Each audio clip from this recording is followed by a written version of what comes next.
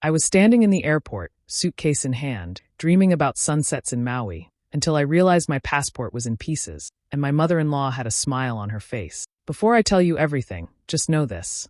It's not just about a passport. It's about respect, love, and knowing when enough is enough. So stay with me for a minute, and if you feel even a little of what I felt, don't forget to like, share, and subscribe for more stories like this one. My name is Emily. I'm 27, a nurse from Ohio. Just a few weeks ago, I married Andrew. He's sweet, kind. Well, most of the time, but I've always noticed he never stands up to his mom. I didn't think much of it before. I thought things would settle after we got married. I was wrong.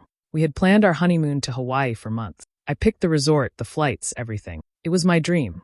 I was so excited I barely slept the night before. At the airport, I handed over our luggage, went through security, and waited at the gate. That's when Andrew's mom, Victoria, walked up, holding our passports and boarding passes. She said she wanted to help since we looked tired. I was surprised, but I smiled and thanked her. I should have known something was off. She's always been controlling. She picked our wedding venue, made passive comments about my dress, even invited Andrew's ex-girlfriend by accident. But this was different. A few minutes before boarding, I realized something was wrong. One of the airline staff came over and asked to check our passports again. I opened mine and my heart dropped. It was torn in half. Not bent, not damaged from water or wear. Torn. In half. Andrew's face went pale. He looked at his mom, then back at me, then said nothing. Not a word. Victoria didn't even pretend to be shocked. She just said, "Oh no, how did that happen?" But the corners of her lips were lifted, like she was trying hard not to smile. I stood there frozen. I felt like I couldn't breathe. I asked the airline worker if there was anything we could do. He looked uncomfortable, then leaned in and whispered something I'll never forget. I saw her earlier in the restroom, tearing something that looked like a passport. I looked at Victoria. She just stared back. Calm. Smug. Andrew still said nothing. The flight left without us. The honeymoon was over before it started. And the worst part? I went home alone. Andrew stayed with his mom to figure things out. That was the moment I knew. This wasn't just a bad start. This was a warning. A message. And I heard it loud and clear. The moment the airline worker whispered those words to me, I saw her in the restroom, tearing something that looked like a passport. Everything inside me twisted. My skin felt hot, my ears rang, and my legs felt like jelly. I knew what he said was true. I knew it in my gut. But what could I do with that? I turned slowly to look at Victoria. She was sitting calmly in one of the waiting area chairs, flipping through a magazine like she hadn't just crushed my heart and ruined our honeymoon. My hands trembled as I walked up to her. "Did you do this?" I asked, holding up the ruined passport. My voice cracked. "Did you rip it?" Victoria blinked slowly and gave me a look of pure innocence. "What are you talking about, Emily? Why would I do that?" "I was told someone saw you tearing something up in the restroom." Her eyebrows rose. Her lips curled into a small smile. "That's a serious accusation. Are you feeling okay? Maybe all the stress is getting to you." I turned to Andrew, searching his face for help, for anything. He looked lost. "Mom wouldn't do something like that," he said quietly, not even meeting my eyes. "Let's not make a scene." A scene? My passport had been destroyed. My honeymoon was ruined. And all he cared about was not making a scene? Victoria placed a hand on his arm. "Poor Emily," she said in that sweet, fake voice of hers. "She's probably just emotional. It happens." I stood there in disbelief. Gaslight. Outnumbered. Alone. I wanted to scream, to cry, to run. But instead, I just stood still, clutching the broken pieces of what was supposed to be the beginning of my new life. The airline said there was nothing they could do. Without a passport, I couldn't fly. No rebooking. No options. Just a pat on the shoulder and a soft sorry. And Andrew? He chose to stay behind. "I'll talk to her," he said, like this was a misunderstanding and not a betrayal. "We'll fix it later." Later? I took a cab home alone that night, still in my travel dress, my suitcase sitting beside me, untouched. My eyes stared blankly out the window, and I realized it wasn't just about a torn passport. It was about control, about power. Victoria had tested me, and I failed. But what she didn't know, I was just getting started.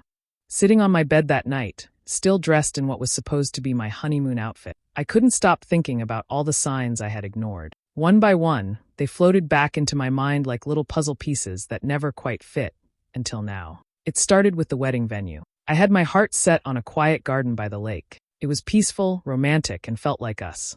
But Victoria had other plans. She accidentally booked a huge ballroom in the city before even telling us. When I objected, she said, "You'll thank me later. It's more elegant." Andrew just shrugged and said, "She means well. Let's not fight about it." I gave in, thinking it wasn't worth the trouble. Then there were the family dinners. Every time we visited her house, she made comments like, "Emily, you're so brave to keep working night shifts.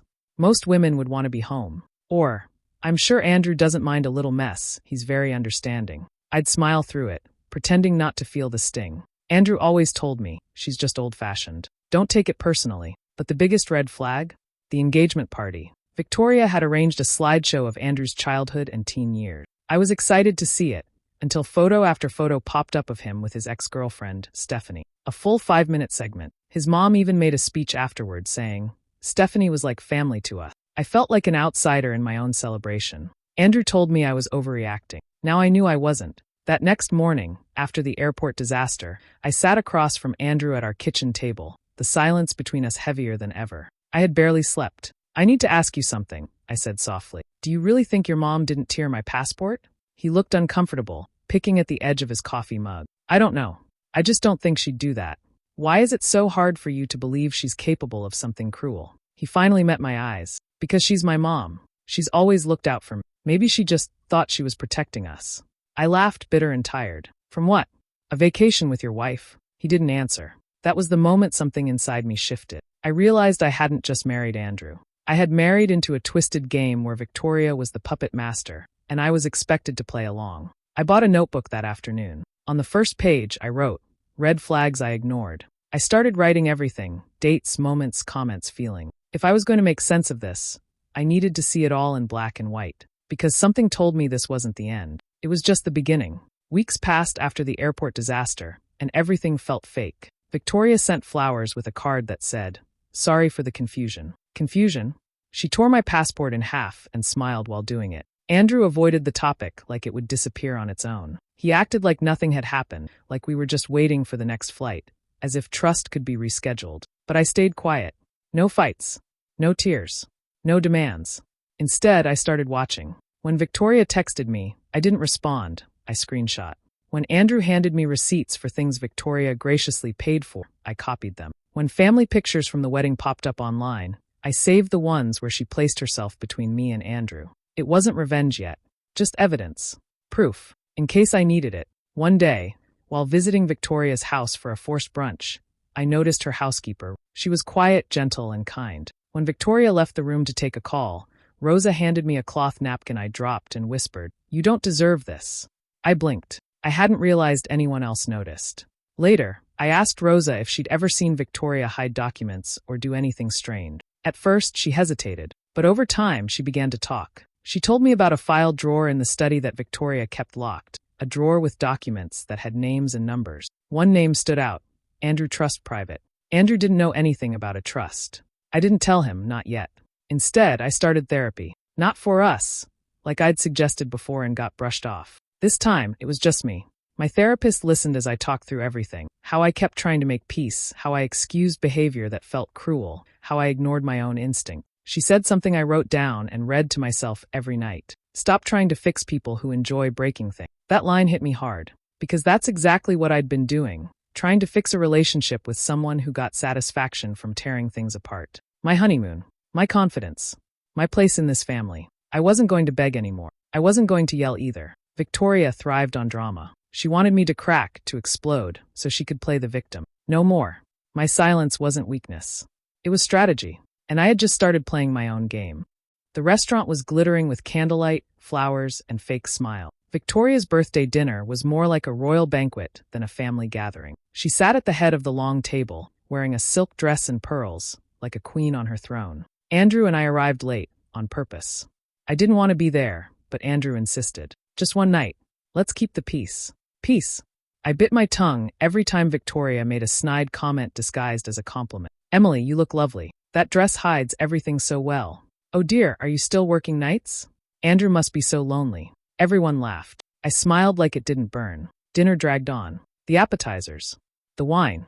The endless stories about Victoria's younger years, her sacrifices, her strength. Like she was the only one who'd ever worked hard in her life. Then the waiter brought out the cake. A tall, frosted thing with golden candles. Everyone clapped. Cameras flashed. Victoria stood with her glass of champagne and tapped it gently. "To family," she said, her voice sugar-sweet. "To loyalty.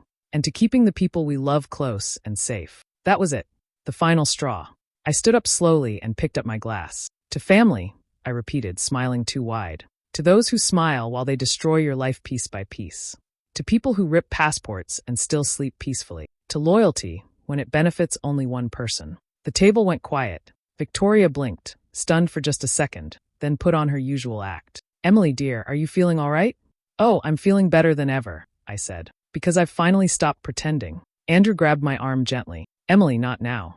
I turned to him, my voice low. If not now, when? When she ruins something else. When she decides our child's name. When she picks our house too. Andrew's face turned red. This is her birthday. I laughed, short and bitter. Exactly. And what better time to give her a gift? The truth. Victoria tried to speak, but I didn't give her the chance. You've treated me like a guest in my own marriage. You sabotaged our honeymoon and watched me break without blinking. But not anymore. I placed my napkin down, took one last sip of champagne, and looked around the table. No one met my eyes. Not even Andrew. That told me everything I needed to know. I grabbed my coat and walked out, leaving the silence behind me. No one followed. Not even him. But I didn't cry. I smiled. Because this wasn't a breakdown. It was a beginning. If she wanted a war, she just got one. And this time, I wasn't afraid to fight back. It started with a hunch and an old leather watch.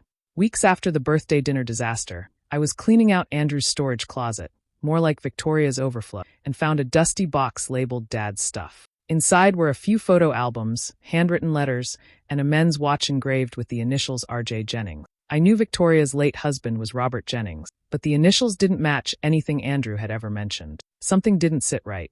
I quietly reached out to an old contact Andrew once mentioned in passing, his father's former estate lawyer, Mr. Halston. I told him I had questions. At first, he was hesitant, but when I told him I was Robert's daughter-in-law and just wanted the truth, he agreed to meet. Over coffee in a quiet corner of a library, Mr. Halston pulled out a copy of an old will, one Andrew had never seen. This version was never filed, he said. Victoria submitted another one after Robert passed. What's this name here? I asked, pointing at the co-beneficiary listed under Robert's assets. Marla Jennings, he said, Robert's younger sister. They were close, until Victoria cut her off completely. I felt the puzzle pieces snapping together. A sister, an alternate will, and a forged version filed conveniently after Robert's death. I thanked him and left with a copy. It took me days to find Marla. She was living 2 states over, running a small bookstore, far from the drama. I showed up unannounced, nervous.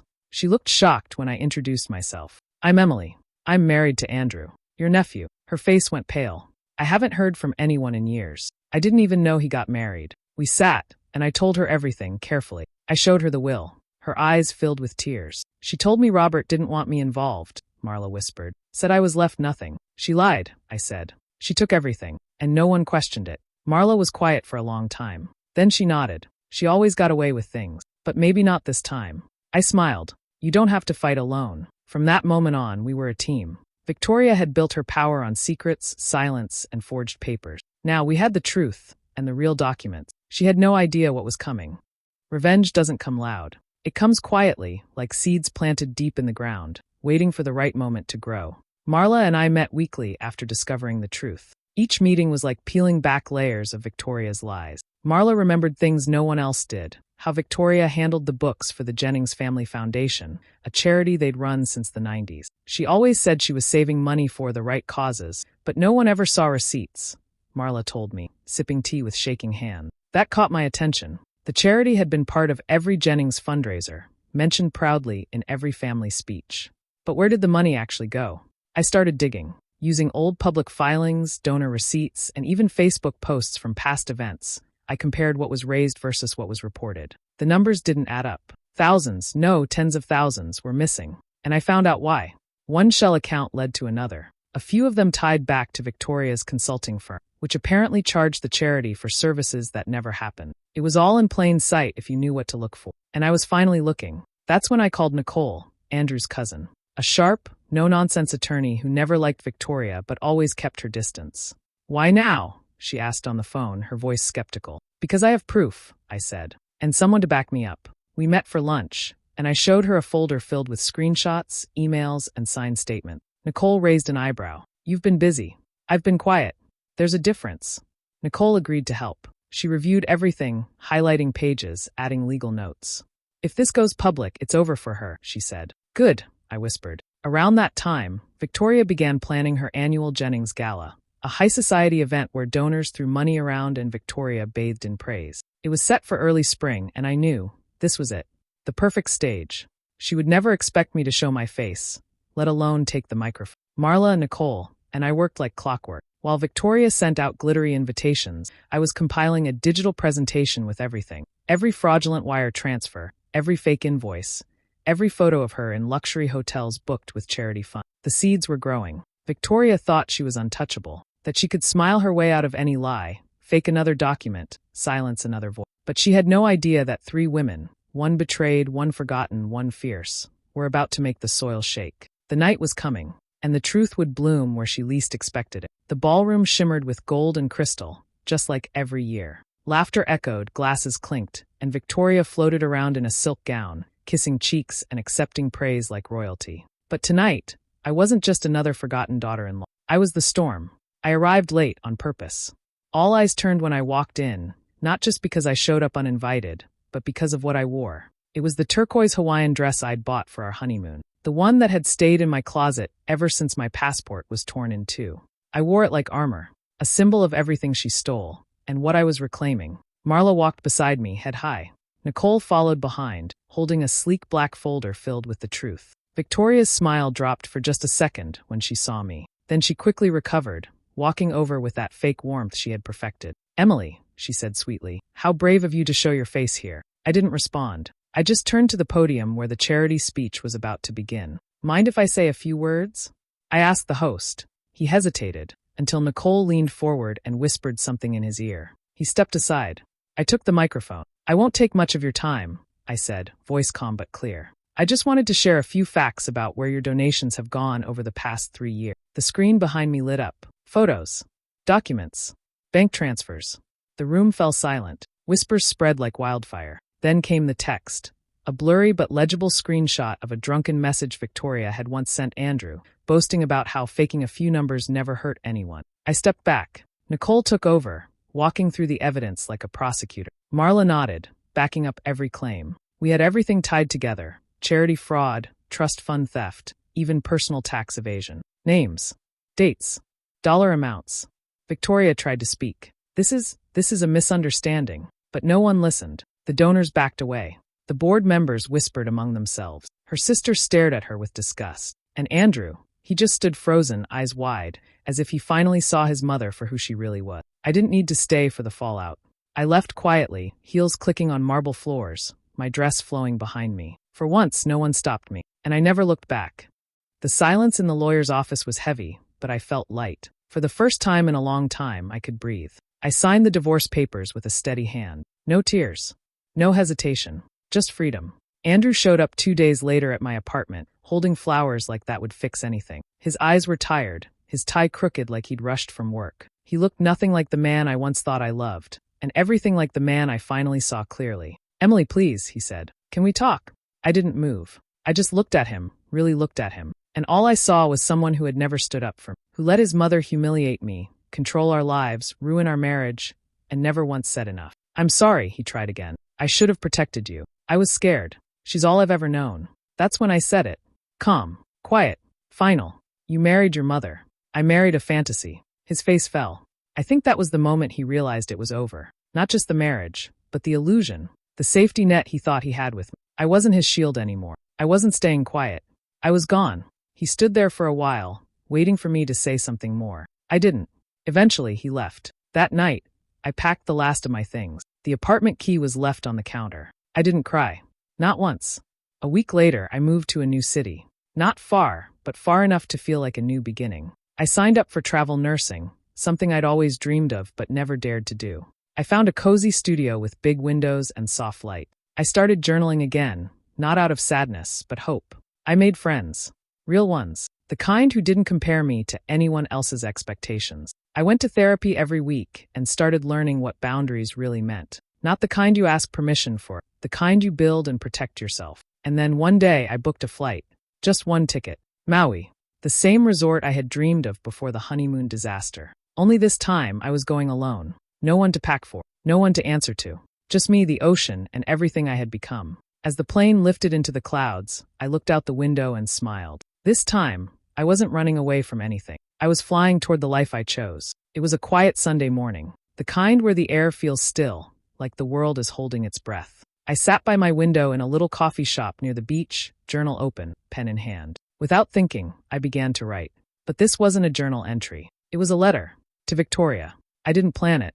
The words just came out. Honest. Sharp. But not angry. Not anymore. Dear Victoria, you probably still think you won. That you protected your son. That you stopped me from ruining your perfect family. But I want to thank you. Really. Because you ripping my passport? That was the moment everything changed. That was the day you saved me. Not in the way you think. You didn't save me from a bad marriage. I would have figured that out eventually. No, you saved me from wasting years of my life, trying to be accepted by people who never saw me. You showed me who you really were, and who Andrew was too. And because of that, I found my way out. You ripped that passport with a smile on your face. But you didn't destroy me. You woke me up. You gave me something more powerful than any plane ticket ever could: clarity, strength, and freedom. So thank you.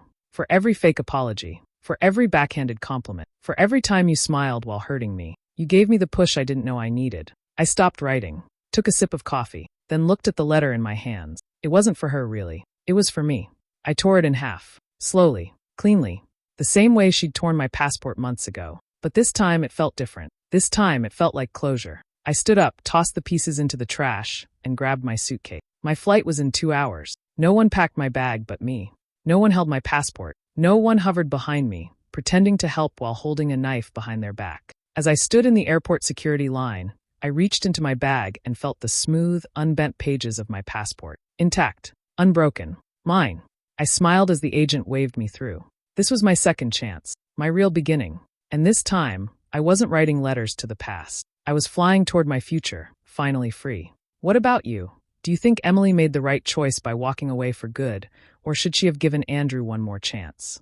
Drop your thoughts in the comments. I really want to hear your take. And if stories like this speak to you, hit that subscribe button and tap the notification bell so you're always in the loop.